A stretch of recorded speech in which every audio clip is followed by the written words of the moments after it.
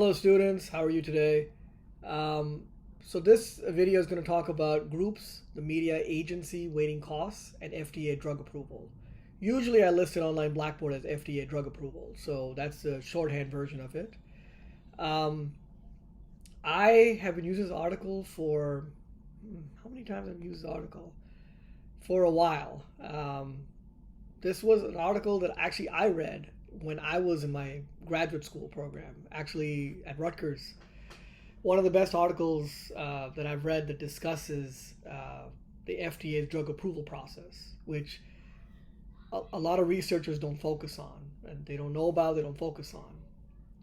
So it's something that is something that is not talked about as much, but probably for some of you, maybe all of you, drug manufacturing and drug costs and prices are going to become something more important.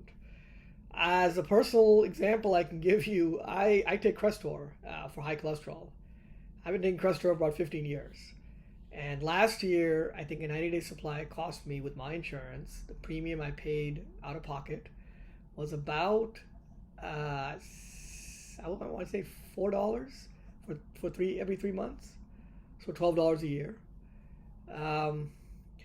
This year, I'm paying about $32 every 3 months. So that's now $120 more than that each year. And I don't know how it went up like that, but it did. Prices, And Crestor's been around in generic version, maybe, 30, 40 years maybe? So, but that's how it is. Sometimes things don't make sense. Sometimes they do make sense. But this article mainly discusses the decision-making process among public administrators, the FDA, as to how they decide some drugs get approved faster than others. So there's 3 key parts that you should really know and look at on the very first page. I'm giving you the big secret about these academic articles. And by the way, this academic article is one of the best articles out there. This guy, Daniel Carpenter, was an associate professor when I read him, and he got published in year 2002. He's now, I think, a full professor at Harvard, and he started out at University of Michigan. This article also won the Midwest Political Science Association Best Paper Award, it's kind of a big deal. I can tell you that in our field, it's a huge deal, actually. I'm going to give you some key points about this article, especially as it's a very well-written academic article. There's a lot of academic articles that are not well written. I know because I may have written some of them, so I can tell you that. But this one is tremendously well written. Now, I want you to look at, first of all, the abstract. The abstract is phenomenal, okay? He starts it out by saying, why does the FDA approve some drugs more quickly than others? Why? Why is the question? Why is that done that way? I model drug review as a process of bureaucratic learning. The bureaucrats learn. They think about that. Political influence occurs when politicians, firms, disease-specific organizations, and the media shift the FDA case-specific weighting costs. I test the predictive theory using duration analysis of review times for 450 drugs from 1977 to the year 2000. So he examined 450 drug approval times from 1977 to the year 2000. So that's 23 years. That's a longitudinal study. Drug approval times appear insensitive excuse me, to shifts in the partisanship or ideology of congressional majorities, oversight committees, and presidents. Controlling for numerous clinical factors, FDA review times for drugs, are decreasing. Number one, the wealth of the richest organization that represents a disease that needs to be treated. So cancer is a good example, right? Everyone knows about cancer. Number 2 is the media coverage. How much the news, TikTok, I guess now social media, and back then in 2002 there was no social media, right? But the media coverage is Facebook, right? Given to this disease. How much it's put in the news. And there's one very specific historical example that I'm going to get into that is very, very clearly driven by the media and pushed. And it was a good thing they did that because the White House wasn't listening. A nonlinear function of the number of the groups representing the disease. A nonlinear function. Time is linear. It's now 7:21 p.m. that I'm recording this. It'll be 7:22 in the next minute, then 7:23. Time is linear. It's straight. He was able to figure out there was a non-linear reason why. The number of groups, the function of number of groups representing the disease. political influence, last part is really important too. Political influence over drug approval operates primarily through salient signals, which I want to get into, which are transmitted, transmitted by the groups and the media. Now, let me get into a little bit more. Traditional explanations, such as agency procedures, statutory mandates, or oversight by Congress and the President, they fail to adequately explain the observed variance in review times. So what Daniel Carpenter did, this is the brilliance and the genius of people like him, is that he looked at something that other people have not really examined. That is where most PhDs really make their bones. They make their bucks. Most PhDs, like myself, we kind of just find some little thread to pull on, and we just are very satisfied with that. But people like Daniel Carpenter, this is why they're at Harvard. They find some other thread that may not even exist, that we didn't know existed, and he pulls on it.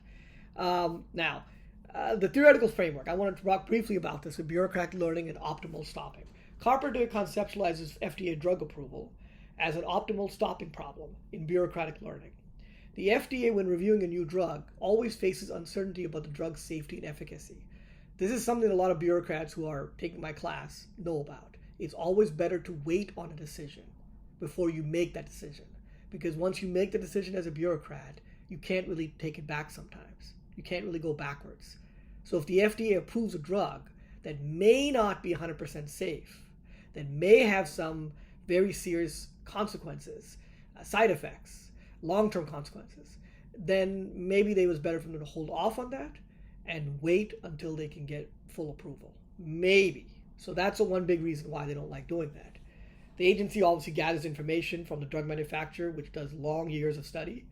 They balance the benefits of waiting for more data, as I mentioned, and they reduce uncertainty, protect the reputation of FDA, because if the FDA's reputation is lost, it's all lost, actually. We trust the FDA. The decision to approve a drug is made when the marginal benefit of waiting is outweigh the marginal cost of further delay. They have to figure that out. Excuse me. Now, contrary to literature and bureaucratic rule, as I mentioned, Carpenter, Dr. Carpenter finds that the FDA's review times are not significantly altered or affected by partisanship or ideology, meaning there's no Republicans, no Democrats, or Congress or the President. Instead, the most powerful determinants he's figured out, according to his research, was the disease advocacy group wealth. And there's a great chart, I believe it's on page 501, when you look up on your article and look at 501, it's called figure number 1. It says expected FDA approval time as a function of groups representing the disease, a function. And it's a longitudinal chart, it's an X and Y axis. And you'll see that on one side it says 60 months FDA approval. Other side says number of national and regional groups representing disease that is primary indication of drug under review.